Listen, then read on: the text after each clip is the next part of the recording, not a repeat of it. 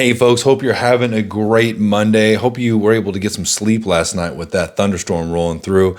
But in today's Monday video, I want to talk about foreclosures. We're going to talk about the Fed rate drop in December. And then we're also going to touch at the end that Zillow report that came out on the WFAA news talking about home values dropping in North Texas. But first, let's go over the numbers. So right now we've seen 6,820 new homes hit the market. That's just a little bit under 6,000 actual new listings, and 852 homes came back on the market. Now, if you drop down, you can see the other numbers. I'm not going to go into them all detail because you could see them right here. But the good thing is you can see we've got 4,300 pending and a little over 4,300 homes actually sold. So we are seeing properties move, man. I'm telling you, like, it's picking up as we go on into this season, which is funny because people always say the holidays are the worst time to sell. And maybe I'll save that for another video, but I don't believe November and December are bad times to put your house on the market.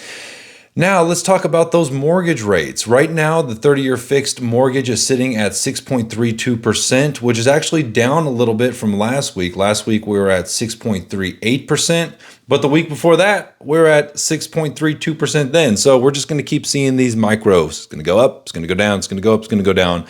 And like I've said before, I think it's going to be probably Q3 of next year before we actually see rates significantly drop and get into the fives. I'm thinking mid-fives. Hopefully I'm right. I could be wrong on that one. Now, let's take a look at the Fed. The Fed is going to have a meeting next month, and they're going to decide if they are or are not going to bring down the Fed rate. So right now, there's about a 47% chance that the Fed will actually drop the rate in December, which is kind of sucky because just a few weeks ago, it was like 90 or 95% likelihood that they were going to drop the rates.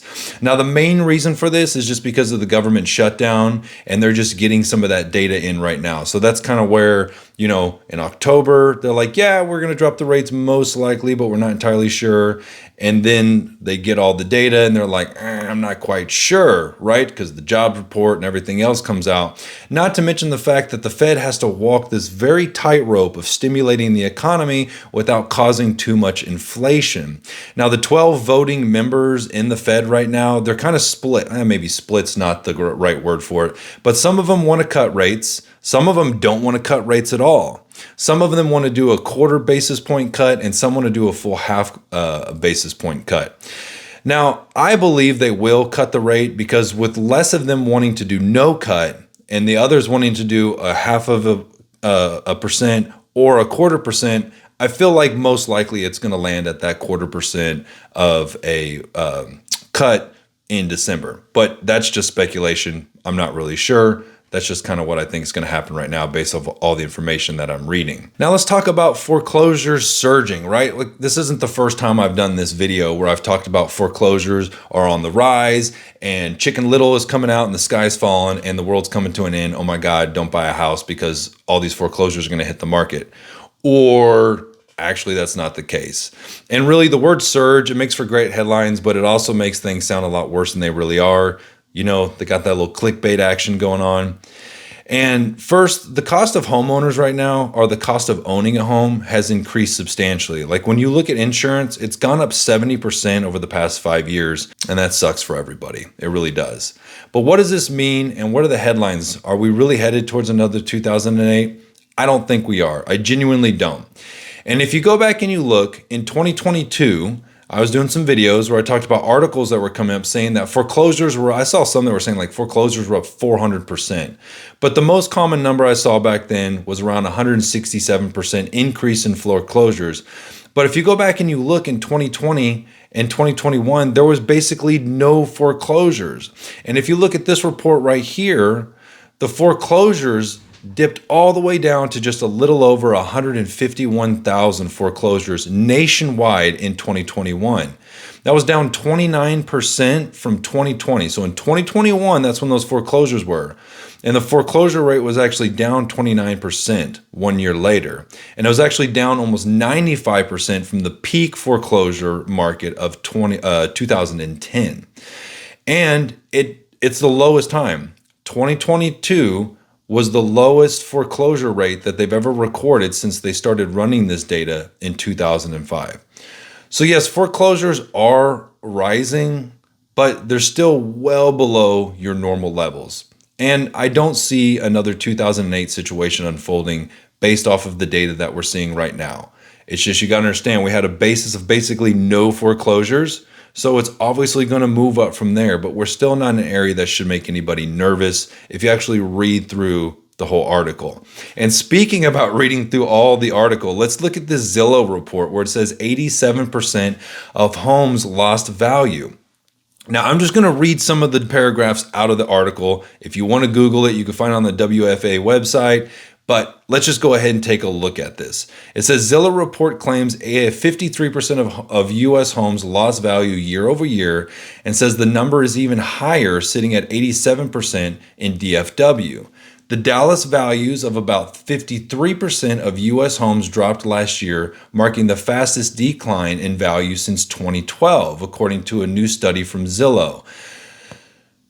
The decline, which is measured between October 2024 and October 2025, is even steeper in Dallas, according to the study. The decline is measured by the home's Zestimate, which is determined by an algorithm that combines public record, user-submitted data, and comparable home sales. Now, we're going to go over this whole Zestimate stuff here in a second.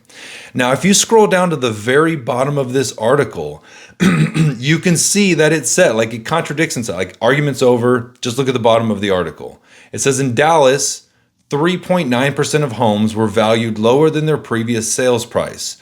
While dropping values can be concerning and lower sales prices can be downright scary, most homeowners are still gaining significant equity in their home. So as the report says, the vast majority of homes still have strong equity. So let's take a look at Tarrant County. But first, let's talk about this whole Zestimate thing. So the long story short is, the Zestimate is genuinely based off of the last advertised price. So when you have these people that price their home really high, and I call it like a bell curve approach, because for years you could price a home over price, and the bell curve of value would sooner or later bring that home's value into that overpriced price, and then the home would sell, if that makes sense what I'm trying to say here. But we've been at about a 2 to 3% increase in value since 2022. So if you're pricing way up here, the value's not going to get there. And that's what's screwing up the Zestimates right now, because you have people that price way up here. And remember, it's an AI-based model right now. So if you have a home priced way up here, and then you reduce, and then it sells for here, but that's still higher than what the market value might have been. Or I guess I should say that's more of what the market value would have been. But because it's an AI-based model, it just sees the difference between list and sold. But it doesn't take into consideration that so many sellers right now are drastically overpricing their home. It's not that the market's crashing. It's not that values are going down. And it's not that a lot of sellers' homes are actually worth more than they were at the peak of 2022. It really depends on schools and locations and things of that nature. I'm going to go off a little bit of what we're reading here, but I have a lot of sellers that I've spoke to where they think their home is worth this. And I'm like, folks, your home's never been worth that. It's literally never been worth that price. It's worth a little bit less. And it's hard for them to wrap their mind around that. And I don't necessarily know why. I mean, I kind of do. A lot of the folks that I have this conversation with, and a lot of sellers that are just super passionate about this fictitious number, it's because of the Zestimates and also websites like Redfin where they have these automated values. Of course, if it's super low, they don't pay attention to that. But when it's real high, they pay attention to it. But back to what I was explaining. If the Zestimate's up here, you price your home up here, and then it reduces, and it sells for market value, well, then the AI-based model is going to say values are dropping, but that's not necessarily the case. Now, if you come down a little bit, I'm going to pop it right here. You can actually look at this. Now, I went in and I looked at Tarrant County, and I didn't look at just the trends. I went in and actually did a search, because the trends are cool, but sometimes you can't look super specific. And I wanted to see for your average homeowner, like a 3 to 5 bedroom, 2 to 3 car garage, 2 to 4 bathrooms, like your normal homes. Well, if you look at that in July of 2022, the peak value was right at $400,000. Now it bottomed out in January of 2023 at $360,000. And as of October 2025, we're sitting at about $375,000. So you can see that drop, and you can see we're slowly climbing back up. Now, if you look at new construction, and the reason why I wanted to separate the two is because new construction is a little bit different right now.